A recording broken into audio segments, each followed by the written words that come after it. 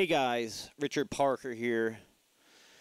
I'm a member on various online forums, social anxiety forums, panic disorder forums. I've had panic disorder for about 14 years. For the last 2 years, I would say I've had it about 90 to 95% under control. So I'm making this video kind of as a crash course on panic attacks and everything I can possibly think of that can help you kind of chip away at this tree until it falls down.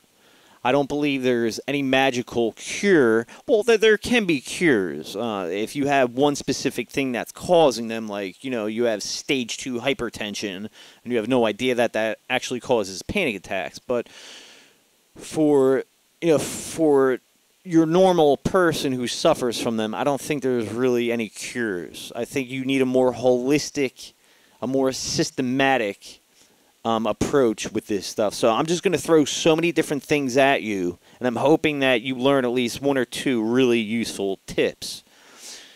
Supermarkets, I used to get panic attacks. Traffic lights, parking lots was really bad for me.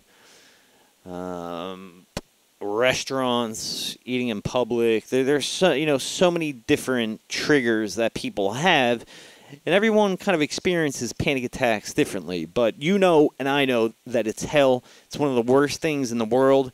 It's like standing in the middle of a circle where there's 100 people with a gun pointed at your face, and you feel like death would be a better option, and you have no idea really when they're going to happen or when they're even going to end, and it is bad. Panic attacks, probably the worst thing I can imagine a person suffering from. I've even thought, I wonder if this is what it feels like to have paranoid schizophrenia, because that's sometimes what I would feel like. It's really bad. But we're going to start off with the basics, the boring stuff. Nutrition and exercise.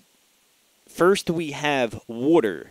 I kind of made a short list here. So, water, if you don't drink a lot of water, dehydration is known to cause anxiety, fatigue, insomnia, and it can cause so many different long-term effects. You have to drink a lot of water, and a lot of people don't drink water. If you're an anxious person, you should drink at least 4 liters of water a day. There are diuretics to control your blood pressure, which ironically they work by flushing out sodium, potassium, and calcium from your blood.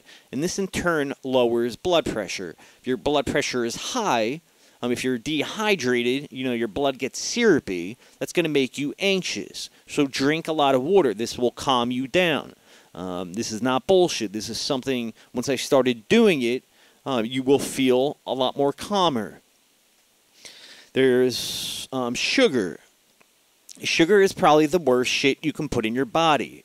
I consider it like a poison. Your adrenal glands, which produce adrenaline and cortisol, sugar really screws with these glands. If you're an anxious person, chances are your adrenal glands are already very sensitive, and they become this way just because you overreact to stress and stimuli. So there's a good chance your adrenal glands are already stressed out. So adding sugar to that equation, it just pumps out more adrenaline, more cortisol. This makes you more stressed out, and then your blood sugar plummets, and then you can get anxious on both ends of the spectrum. Sugar is in almost everything you can think of, even things you think are healthy, like apple juice, orange juice. These things are loaded with high fructose corn syrup. They put it in bread, obviously in ketchup, barbecue sauce, but it's in a lot of things you would never imagine it being in. I don't think you need to go insane, avoiding things that have like 20 milligrams of sugar, but things that are just like pure sugar, cakes and desserts and whatnot, stay away from that stuff. There's a video on YouTube. I watched it a while ago. It's called Sugar, the Bitter Truth. If you don't know anything about sugar and how bad it really is for you, watch this video. It's one of the best videos I've ever seen on sugar. And when I saw this video, I realized, damn, sugar might really be making me anxious. So I cut sugar out of my diet. You know, I'm not going to say my panic attacks went away, but I felt a lot less anxious. And this is what you have to do. You have to reduce your baseline anxiety in as many ways as possible. So cut sugar out. Also stay away from alcohol. This should be obvious, but if you have anxiety, you're going to be very prone to want to drink alcohol because it relaxes you. But then you have to deal with hangovers, being dehydrated, your electrolytes being all out of whack. And I know a lot of people who have panic disorder, they complain when they're hungover. You know, they'll have like 4 or 5 panic attacks in one day, that day that they're hungover, when they normally, you know, might have one every other day. So alcohol is really bad. You can get addicted to it, especially if you have anxiety problems, so stay away from it. Do not use it to cope with this problem. Next, we have vegetables, which I know probably 9 out of 10 people just hate hearing the word vegetables. We live in a society, you know, that's, you know, fast food and all this garbage, you know, processed canned soups and whatnot. Eat your veggies. I'm telling you this matters. Just read the research on veggies. They do so many good things for you. Veggies have even been associated to living longer. They push more oxygen into your blood. When you have more oxygen in your blood, your heart has to work less to pump oxygen, so it's less stress on your heart. The micronutrients, they help your organs function better. Especially organs that matter, like your adrenal glands, your pancreas and whatnot. They can help avoid deficiencies from not eating vitamins, and certain deficiencies all by themselves can make you extremely anxious. They make your immune system stronger. You're less likely to get sick. They increase energy. They increase your mood, make you feel happier, more confident. Veggies are really good for you. So don't just listen to this stuff and, you know, if you eat shit food, don't go back to eating shit food. At least, you know, try some of these things for at least 4 to 6 weeks before you decide they're not making any difference. Because I'm telling you, this stuff matters. It matters a lot. Next, we have running. This was probably the first way I learned to deal with my panic attacks. If I had to, you know, do public speaking, I would run about 3 to 4 miles.